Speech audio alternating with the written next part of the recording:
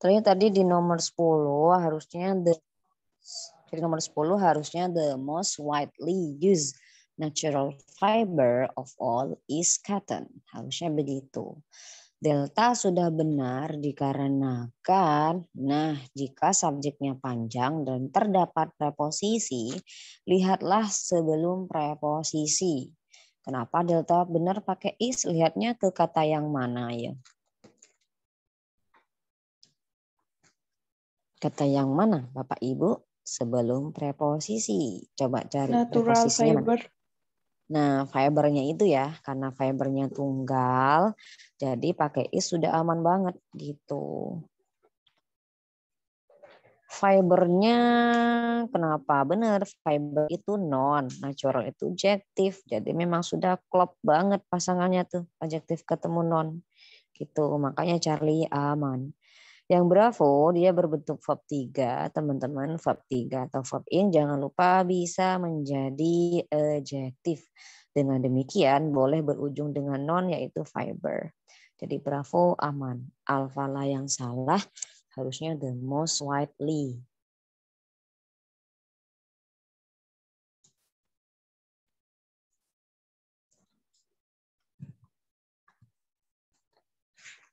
Misal ada pertanyaan kenapa nggak the widest aja misalkan. Kenapa harus adverb bukan adjektif? Kita lihat, nah di situ widely-nya ketemu dengan used ya tulisannya. Ketemu dengan used. Used itu non atau bukan ya tadi?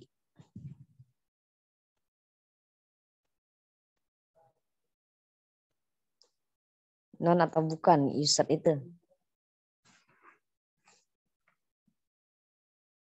Apa tadi? Non atau bukan? Non. Bukan, used itu verb 3. Nah, kenapa kalau dia verb 3? Kalau pakai widest nanti salah teman-teman. Adjektif itu harusnya ketemu non dulu. Nah ini ketemunya verb 3. Jadi wajibnya menggunakan adverb daripada adjektif. Itulah pembahasan PR yang kemarin. Kira-kira ada yang mau ditanyakan dulu? Sebelum pindah topik lagi. Ada yang tanyakan dulu Bapak Ibu? Tidak ada. Jika tidak ada, kita lanjutkan pembahasannya.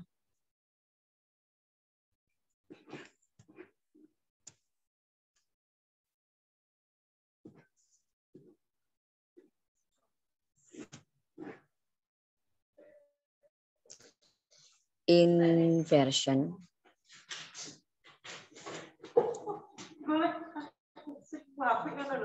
Ya Allah.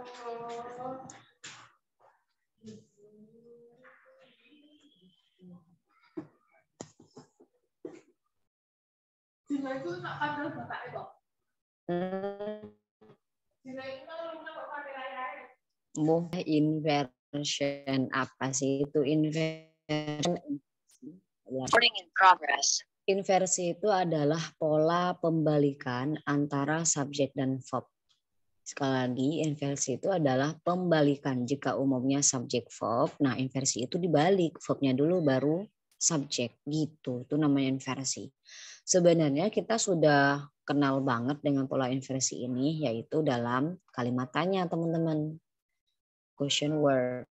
Semua WH. Nah, jadi semua WH atau kalimat tanya itu termasuk salah satu contoh dari kalimat inversi. What do you think about this topic? Itu about ya, bukan avoid. Mohon dimaklumi aja.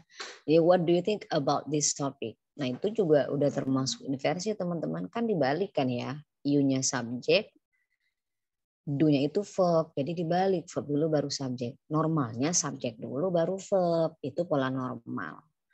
Where do you live? What do you mean?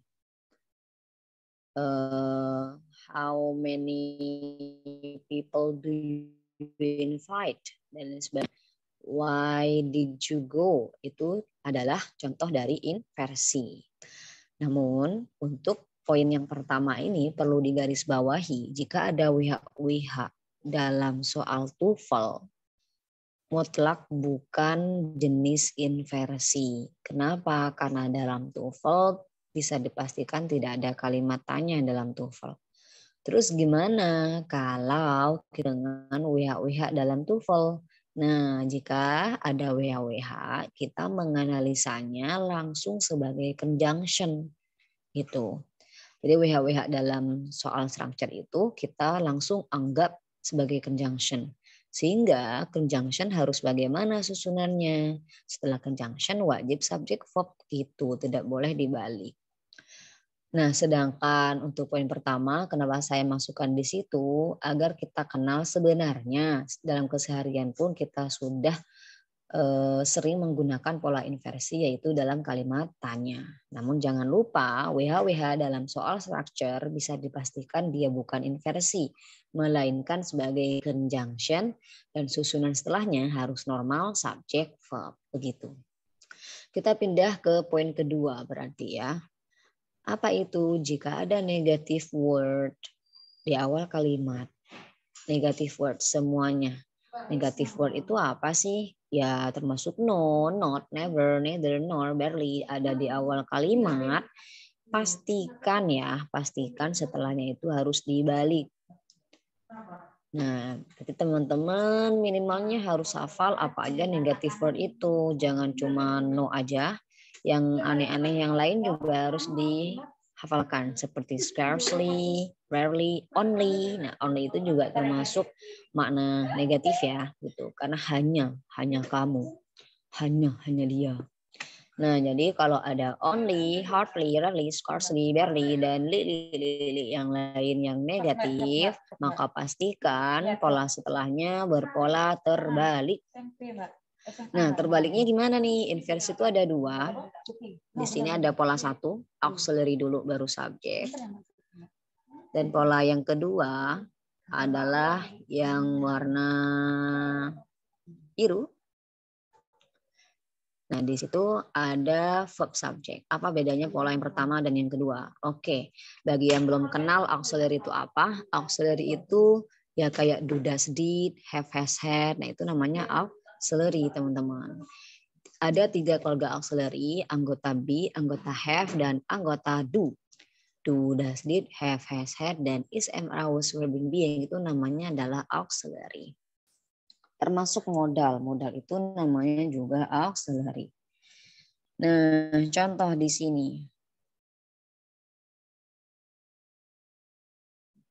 She seldom comes here. Ini pola normal kan ya. She seldom comes here. Apa sih artinya? She seldom comes here. Coba artiin dulu. Saya pengen tahu. Dia She jarang seldom. datang ke sini. Nah, dia jarang datang ke sini. Itu normal sih, fine-fine aja. Gak ada yang spesial dari kalimat ini. Tapi masalahnya variasinya nggak harus seperti ini terus. Boleh tuh seldomnya kita taruh depan gitu. Boleh. Tapi merubah susunan kalimat di dalamnya.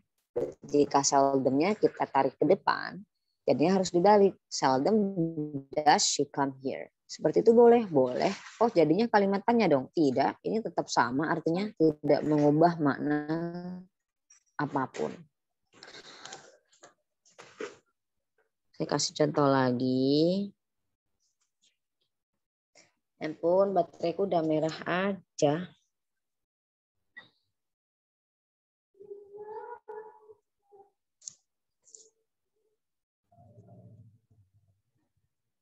Inversi ya.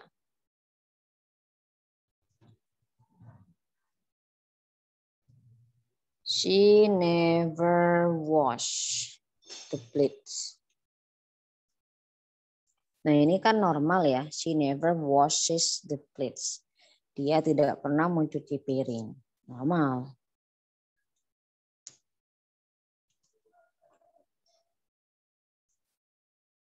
Namun variasi penulisan lainnya boleh kok never-nya kita buat di depan.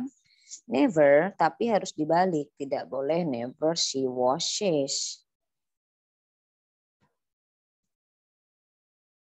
Seperti ini keliru.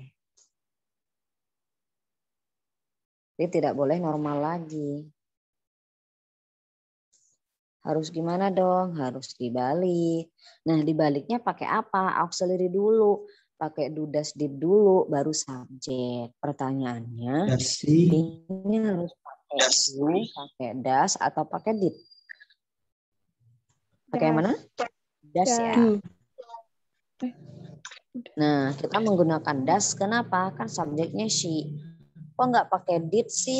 Nah, sebenarnya teman-teman tergantung verbnya.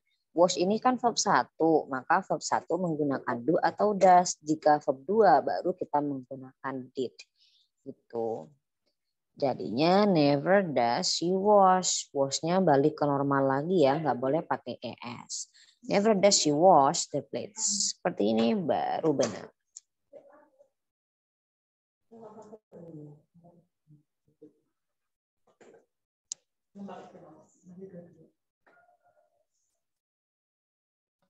Catatannya, karena verb 1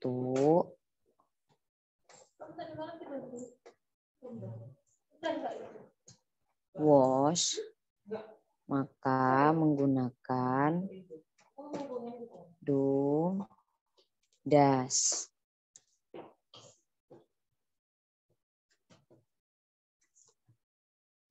Seandainya di situ ada verb 2, baru kita pakai did. Gitu. Contoh lagi. She hardly washed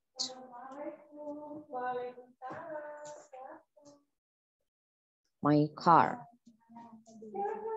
Seperti ini boleh. She hardly washed my car. Boleh. Dan hardly-nya juga boleh kita tarik ke depan. Tapi harus berubah. Berubahnya gimana? Auxiliary dulu, baru subjek. Kali ini auxiliary-nya pakai apa ya teman-teman? Kita lihat verb-nya. Verb berapakah ini? Verb 2 ya. Verb 2 berarti auxiliary yang dipakai apa? Did. Nah, sehingga menjadi hardly did she wash. Wash-nya balik ke normal ya.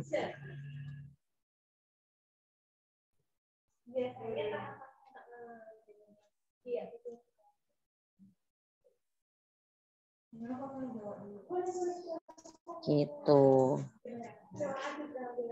Contoh lagi.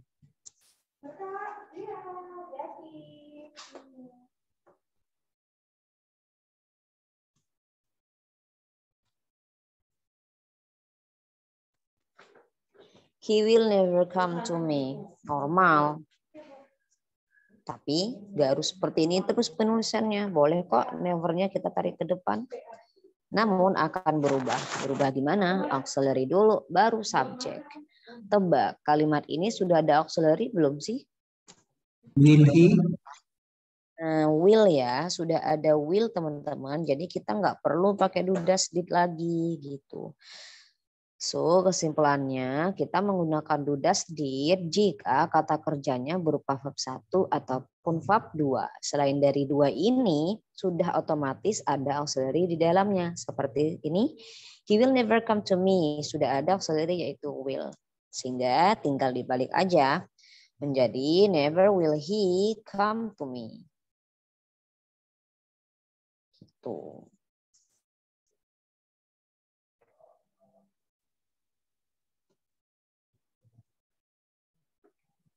Tapi ingat ini bukan kalimat tanya.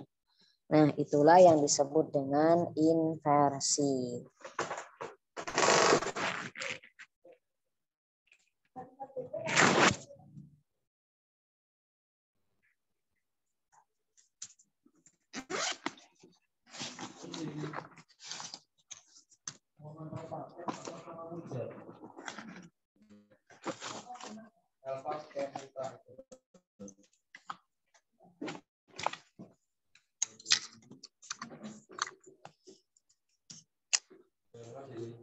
Berikutnya, balik lagi ke sini, ada contoh soalnya.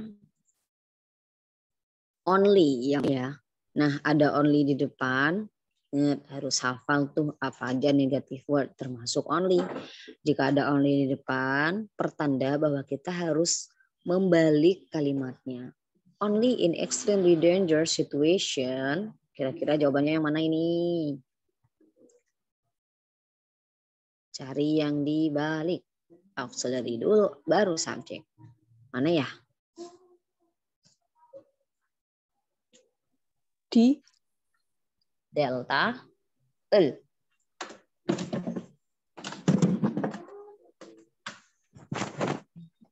Kenapa harus delta? Karena ada only di awal. Kemudian kita harus tahu mana yang auxiliary. Di situ ada will. Will itu adalah auxiliary. Ada dua will yang ada di depan antara alpha dan delta. Nah, alpha ini namanya belum dibalik teman-teman. Memang dibalik sih. Tapi yang dimajukan cukup auxiliary yang pertama aja, sedangkan alpha ada B-nya gitu. Jadi yang dibalik cukup auxiliary yang pertama. Yang paling terkenal delta, B-nya ada di belakang. Will, the presses, B, stop gitu. Memilih Bravo ini versi normal. Nah, jika di dalam opsi jawaban ada versi normal dan versi dibalik, prioritaskan versi yang dibalik. Sekali lagi, jika dalam soal ada versi normal dan versi dibalik, prioritaskan versi dibalik. Jadi Bravo ini versi normal. Normal gimana sih maksudnya? Oke, jika mengingat soal yang biasanya, kita butuh apa sih ini? Apakah sudah ada verb? Ada stop, tapi masalahnya stopnya belum utuh. Oh, berarti kita butuh subject verb. Loh, yang depan bukankah subjek? Bukan, karena diawali oleh in, ini namanya adverb gitu. Setelah adverb biasanya susunan apa? Subjek dan verb. Harusnya Bravo. Tapi ternyata ada versi dibaliknya yaitu delta. Antara Bravo dan delta lebih berhak kita pilih yang delta gitu. Jadi versi selalu menang daripada versi normal gitu maksudnya. Berikutnya itu masih poin pertama ya. Jadi yang dibalik itu adalah negative word di depan. Yang kedua berikutnya tidak cuma negative word aja yang boleh dibalik, termasuk conditional sentence. Apa sih conditional sentence itu? Oke, intinya adalah if teman-teman. If yang artinya seandainya. Seandainya. I would help you if I were in a position to help. Jadi yang dibalik itu adalah setelah if-nya itu. Dengan syarat if-nya dibuang. Sehingga menjadi I would help you were I in a position to help. Gak apa-apa. If you should arrive before 6, just give me a call. Kalau mau dibalik, if-nya dibuang dulu, baru boleh dibalik. Should you arrive before 6, just give me a call. Gitu. Contoh lain lagi.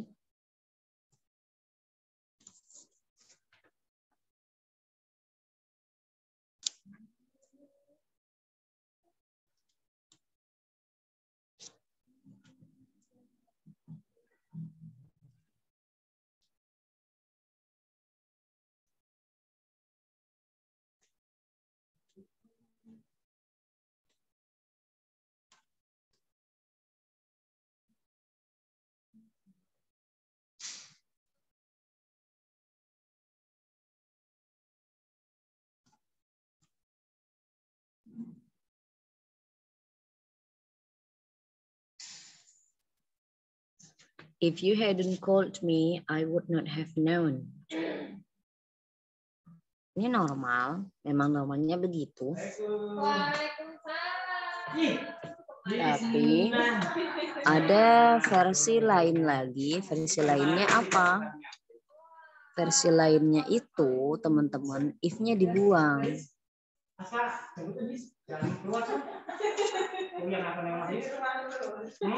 Malah sekarang apa yang kita ditutupkan online setahun. Kalau online Makan bingung deh. Jangan keluar. Di rumah guys, mainan. HP kan nanti ini.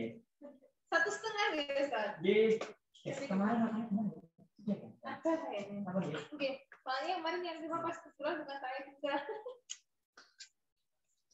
Jadi if-nya hilang, kemudian dibalik ya. Hadn't you called me?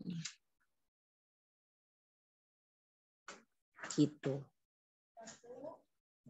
Terus gimana caranya kita tahu kalau itu ternyata ada if? Kan if-nya hilang, ceritanya gitu kan ya. Nah, ciri-cirinya teman-teman jika ada would, nah ini would, itu ciri-ciri bahwasanya sebenarnya ada if di situ gitu. Jadi kalau ada would apapun itu, kalau ada would sebenarnya ada kata if. Jadi kalaupun hilang nggak apa-apa, teman-teman pilih aja. Tapi dengan syarat if-nya harus hilang. Apa maksudnya? Jika ada if ya berarti harus normal dong. If subject verb gitu. Contoh lagi.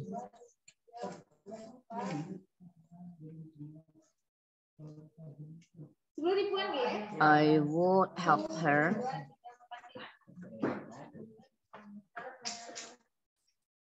if I were you. Seperti ini kan ya normalnya. Tapi ingat boleh kok kita balik.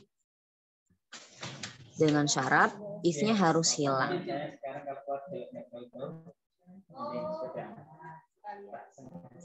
I would help her if were I you. Duh kok aneh ya, nggak apa-apa dong aneh tapi nilainya advance. Gitu.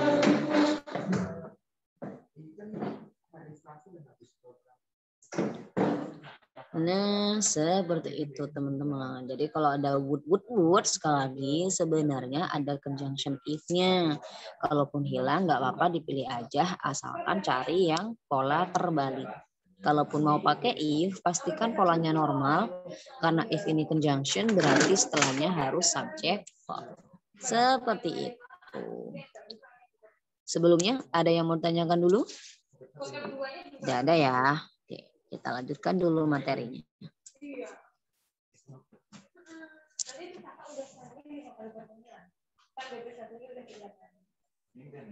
Wow, iya ya.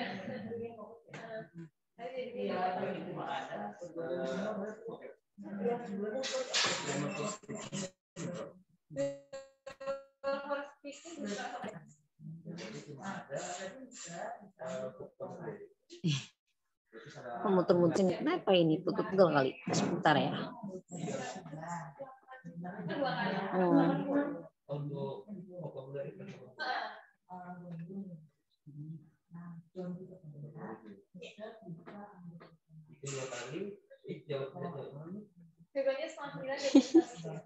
Muter terus. Diam. On.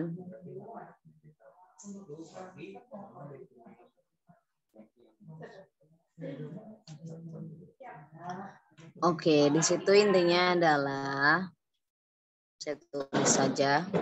Yang bilang ikut muter-muter lagi sebentar. Teng. Oke. Berikutnya teman-teman pola kedua. Jadi ini pola 1. Pola kedua itu apa? Ini langsung verbnya langsung yang dibalik. Kalau yang tadi itu masih pola yang pertama. Kenapa disebut pola yang pertama? Karena dibalik sih. Tapi dibaliknya melibatkan auxiliary dulu. Auxiliary dulu, baru deh ordinary atau verb. Gitu. Ini pola yang pertama. Nah, kita ke pola yang kedua sekarang. Yaitu pembalikan langsung antara verb dan subjek. Kapan ya harus pakai pola yang seperti ini? Nah, pola yang seperti ini kita pakai jika ada preposisi yang mengarah tempat.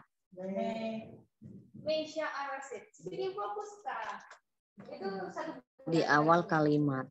Itu aja teman-teman syaratnya. Jadi, jika ada preposisi yang berupa tempat di awal kalimat. Namun tidak semua preposisi loh ya, hati-hati. Contoh. Kelasnya pakai 2, terapi 2, dan sudah otomatis. Oke,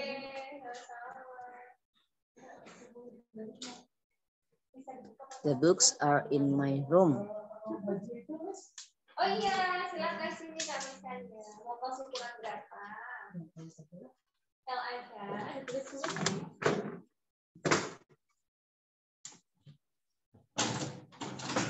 Nah, sama-sama in my room ya. Saya tandai preposisinya.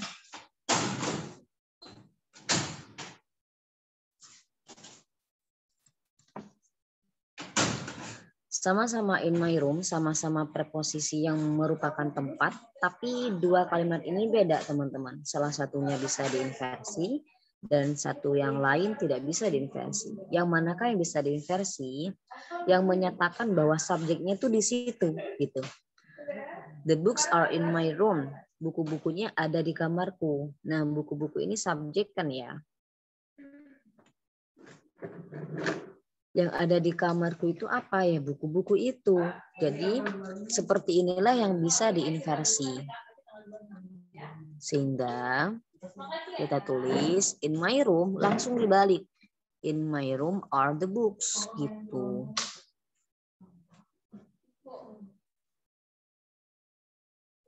Tanpa koma. Mungkin ciri-ciri fisiknya jika ada preposisi di awal kalimat dan nggak ada koma, nah itu bisa jadi ciri-ciri dari inversi. Kalau preposisi kemudian ada koma, itu ya adverb, biasanya itu adverb yang kita bahas sebelumnya. Nah ini namanya pola inversi teman-teman.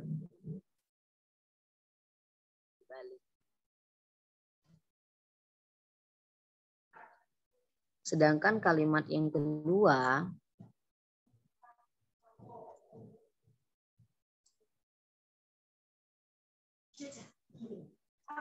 kalimat yang kedua ini tidak bisa diinversi. Kenapa? Yang di dalam kamarku itu apanya sih? Dianya atau tidurnya, teman-teman? She sleeps in my room. Apanya yang disampaikan oleh informasi in my room itu? Dianya atau tidurnya yang di kamarku? Mana she atau sleep? Apanya? Tidurnya. Tidurnya ya, betul. Jadi yang di kamarku itu tidurnya. Apa maksudnya? Bukan subjeknya yang di kamar. Nah ini tidak bisa kita inversi. Gitu. Tapi boleh ditaruh di depan nggak in my room-nya? Boleh, tapi tidak harus dibalik. Nah inilah yang dimaksud dengan koma adverb kategori preposisi teman-teman. In my room she sleeps gitu. Nah komanya koma adverb.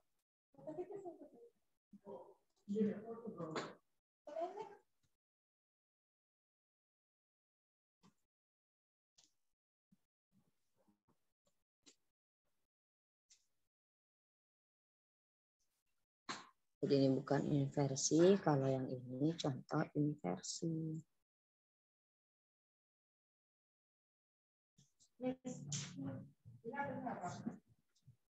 Gitu. Nah, mungkin bisa disimpulkan kalau kalimatnya verbal, nah itu bukan atau tidak bisa diinversi. Tapi kalau kalimat nominal bisa dipastikan ya. Preposisi loh ya, preposisi yang berupa tempat dan kalimatnya nominal pasti bisa diinversi. Dan lagi-lagi jika ada versi normal dan versi dibalik, utamakan versi yang dibalik teman-teman. Gitu. Namun ada catatan lagi. Boleh sih bukan kalimat nominal tapi diinversi. Asalkan dia itu seperti ini. The books lie. The books lie in my room. Nah ini sama. Lie dengan i situasinya sama. Jadi yang tadi buku-buku itu ada di kamar. Yang ini juga sama. The books lie in my room. Buku-buku itu sama ini. Nah, sehingga kita bisa mengubah in my room like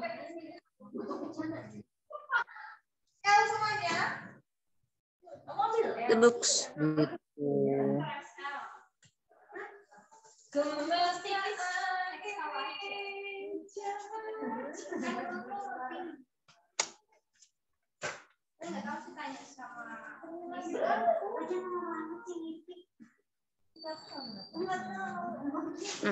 Sudah. Itu dia materi inversi. Dia ada dua pola. Pola yang pertama, auxiliary dulu baru subjek. Apa itu ciri-cirinya? Ciri-cirinya adalah ada kata negatif di awal kalimat. Kemudian bisa juga dia berupa conditional sentence atau kalimat pengandaian yang ada if-if-nya itu dengan syarat if-nya harus hilang. Ciri-ciri bahwa dia ada if terdapat kata would gitu. Kemudian pola yang kedua langsung verb-nya tanpa auxiliary ya, tapi langsung verb dibalik dengan subjek. Harus seperti apa ciri-cirinya? Ciri-cirinya adalah ada preposisi yang menyatakan tempat di awal kalimat. Itu pun tidak semua preposisi ya, harus yang preposisi yang dimaksud sekiranya subjeknya itu di dalam situ atau terletak di situ gitu. Seperti the books are in my room, ini boleh diinversi. Sedangkan kalimat yang kedua, she sleeps in my room, sama-sama preposisi, tidak bisa diinversi dikarenakan subjeknya bukan di situ gitu. Jadi yang disampaikan informasi oleh in my room bukan ke subjek melainkan ke verb-nya yaitu sleeps. Seperti itu teman-teman. Kira-kira ada yang menanyakan dulu? Tidak ada ya. Jika tidak ada, silakan kerjakan. Ada latihannya di dalam situ. Mana ya?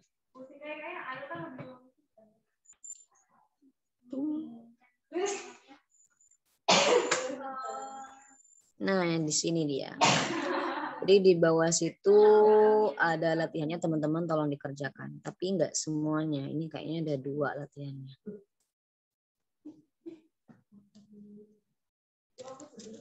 Saya buka dulu.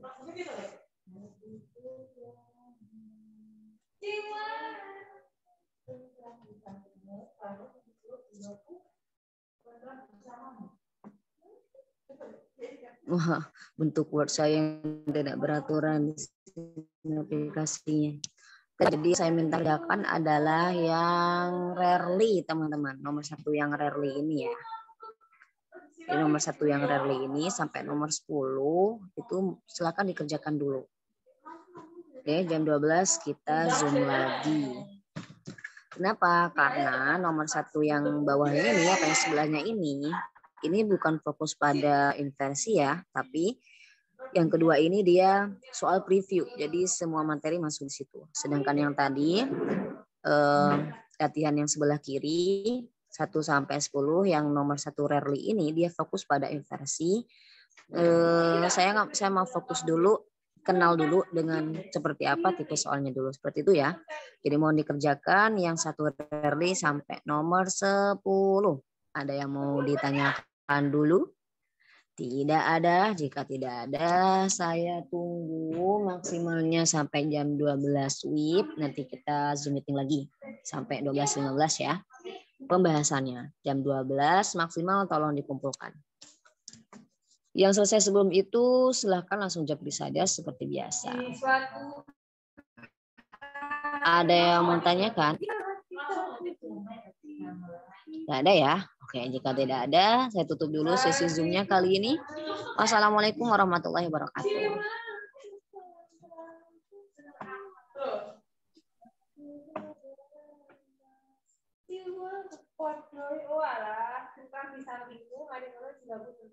Di bersama.